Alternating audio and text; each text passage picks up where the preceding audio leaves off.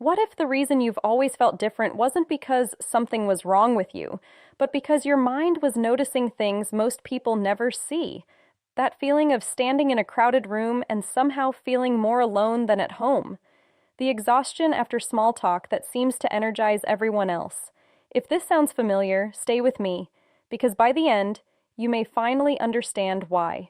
First, shallow conversations drain you. Weather, traffic, small talk going nowhere. It isn't boredom.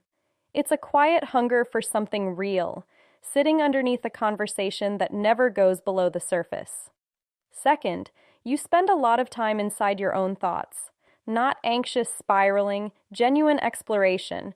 At first, this seems like a weakness, like you're in your head too much. But some minds simply find their richest material internally, not externally. Third, you notice emotional shifts others miss.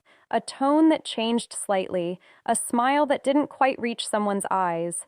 People call this overthinking. It's actually heightened perception. Your mind collecting data most people never register.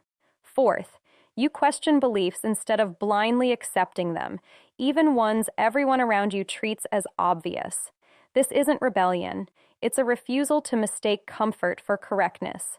Fifth, you learn things for no practical reason.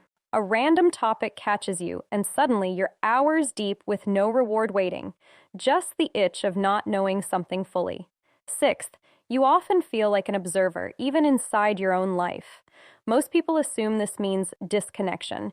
It's usually the opposite, a mind that processes experience by stepping slightly outside it first.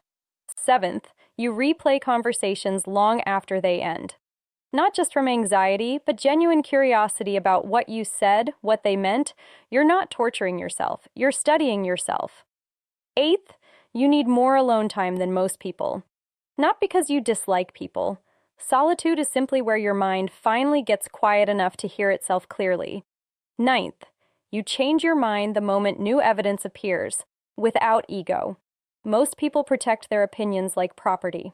To you, being right was always less important than understanding correctly. 10th, you feel things deeply, but rarely show it. Calm outside, an entire emotional world running in color inside. People assume you're unaffected, you're just private. And the 11th, the one that ties everything together, you sometimes feel like you don't fully belong anywhere.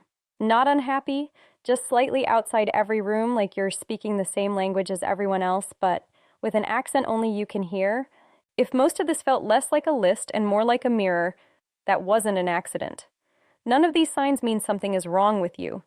They mean your mind processes the world with a depth most places were never built to match. So maybe you've spent years trying to become more like everyone else, quieter about your questions, smaller about your depth. But perhaps the real challenge was never fitting in. Perhaps it was finally understanding yourself. The moment you stop asking why you're different is often the moment you discover your greatest strength.